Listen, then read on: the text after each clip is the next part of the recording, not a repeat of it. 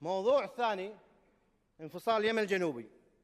أنا بعرف هذا طبعا مخالف توجيهات صاحب السمو الأمير بلال الأمير مع الخليج العربي وعضو بمجلس التعاون لدول الخليج العربية. موضوع انفصال اليمن الجنوبي، سمو الأمير من رواد الدعوة إلى وحدة اليمن ووحدة اليمن، يعني كان له دور كبير في الوحدة وفي استمرار الوحدة. حضرتك معطي المسرح مسارحنا لجماعة انفصالية يمنية جنوبية يعملون حفل بمناسبة استغلال الجنوب ويدعون إلى استغلال الجنوب ورافعين علم الجنوب على مسارح الكويت.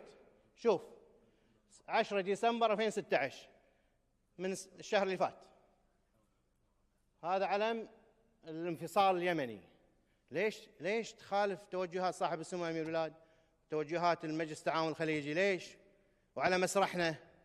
هذه الأمانة اللي معطينك إياها الأخ الوزير، تروح تفتح الانفصاليين تدعو لمخالفة يعني سياسة مجلس التعاون الخليجي ومخالفة سياسة الأمير.